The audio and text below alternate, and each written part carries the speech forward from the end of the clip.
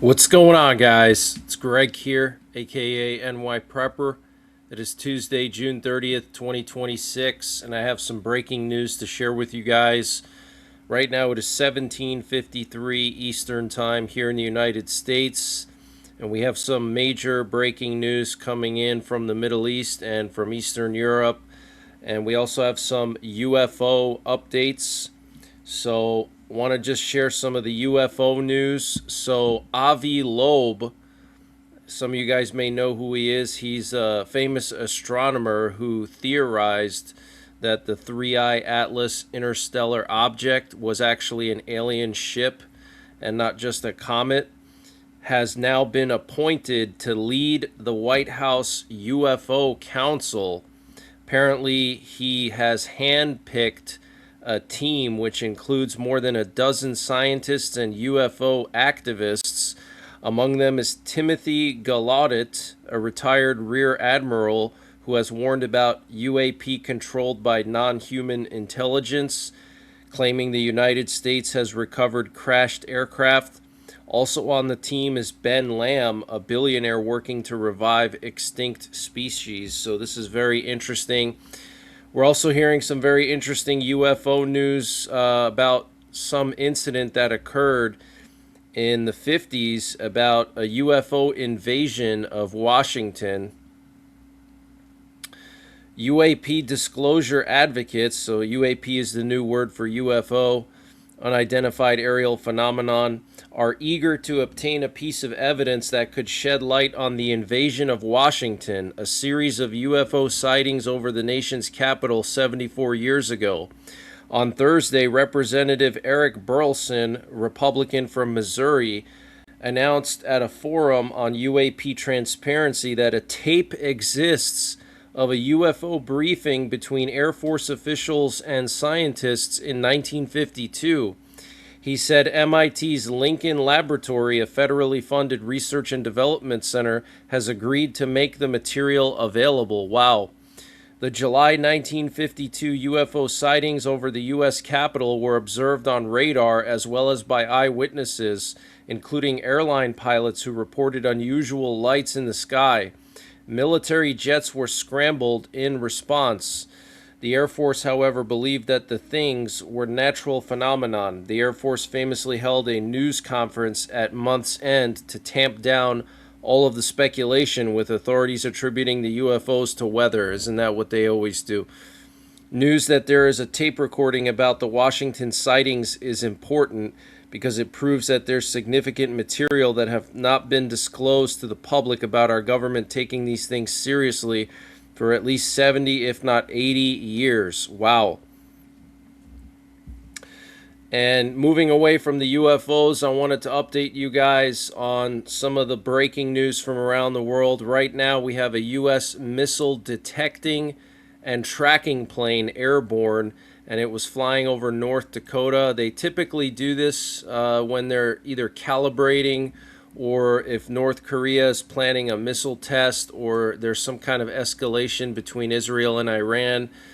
And then also we have a nuclear war command and control plane that was looping off the coast of Texas all afternoon, communicating with our submerged nuclear-armed submarines. So something's definitely going on. This could be related to the Doha meetings today. The Trump administration representatives and representatives from Iran are meeting in Qatar, specifically Jared Kushner, Steve Witkoff, and some others are going to be meeting with the Iranians to discuss the Strait of Hormuz. Yesterday, it was reported by numerous sources that Iran basically doubled down on their demands to control the Strait of Hormuz. Actually, the foreign minister, Abbas Araghchi, said that Iran will continue to administer the Strait of Hormuz. Administer meaning have it under their control, their responsibility, which that doesn't work like that, okay? It's international waters. And Israeli I-24 News is reporting that Israel is preparing for the immediate resumption of military operations against Iran. And MSNBC, citing sources, said Rubio told Congress there is a possibility the talks with Iran will fail, but we want to give the diplomatic path a chance. So this is what I was saying yesterday, is that the U.S. wants to exhaust diplomacy as much as possible and also buy time to replenish stocks of missiles that were depleted in the first round of strikes on Iran. For them to finish the job, they're going to need a couple months to replenish everything. So they're buying time with all these discussions now. And a U.S. official told Fox News that technical talks regarding the Memorandum of Understanding with Iran are scheduled to continue this week. And maritime traffic in the Strait of Hormuz has fallen to the same level as it was during the war. The Memorandum of Understanding has only raised it from approximately 5 to 10 vessels a day to about 15 to 20 vessels a day. For reference, peacetime traffic through the Strait of Hormuz is supposed to be 15 to 20 vessels daily. The current volume is only 10% of that, okay? So no end in sight as far as high fuel prices go. And the U.S. intelligence community is discussing the preparation of the Russian military to strike Ukraine with some type of experimental weapon, specifically on the capital of Ukraine, within the next 3 days, okay?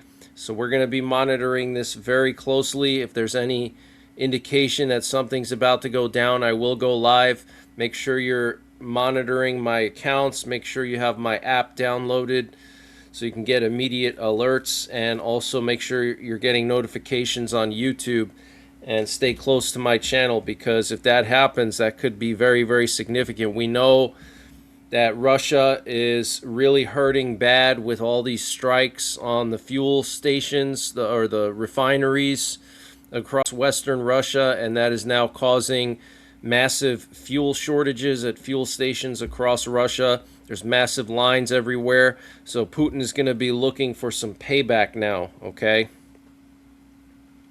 And new satellite imagery shows critical damage visible at Russia's Dubna Space Communications Center. Apparently there was major damage to the facility's main buildings. And if you're not aware, this is Russia's primary space communications center, and it was hit by Ukraine last week. And then last night, Ukraine struck it again for the second time. This is Russia's largest space communications complex. The images appear to confirm strikes on structures housing server equipment, command and control systems, operator workstations, and the center's primary control room responsible for monitoring and managing operations. Okay, so Ukraine hitting Russia hard. They're continuing to launch these very painful deep strikes on Russia, okay? And Ukrainian attack drones hit a very critical electric substation in Crimea last night, setting it on fire. The substation powers a crucial logistics railway that cuts through Crimea. And remember, last week Zelensky ordered his military to try to force Russia to surrender within the next 40 days. So Russia is hurting, okay? They're suffering tremendously as far as the fuel situation in Russia goes, okay?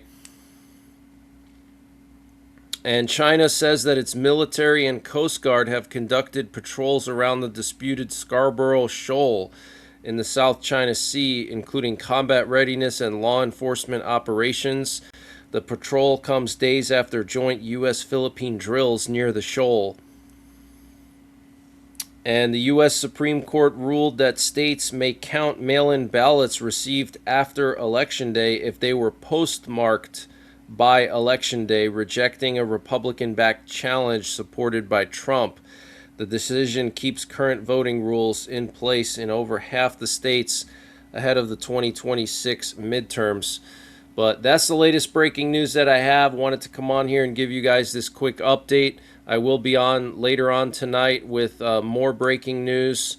And until the next time, take care, God bless, and don't forget the 3 Ps. Prepare, practice, and persevere. And this update was sponsored by EMP Shield. Guys, EMP Shield has created a special discount just for you, the listeners of the NYPrepper channel. If you go to empshield.com and use the promo code NYPrepper, you can get 15% off your entire order. And why do you need an EMP shield? Well, this is a special device to protect your vehicle, your RV, your solar generators, your radios from an electromagnetic pulse, which could be caused by a solar flare or potentially a rogue country like North Korea detonating an electromagnetic pulse weapon over the United States that's mounted onto a satellite.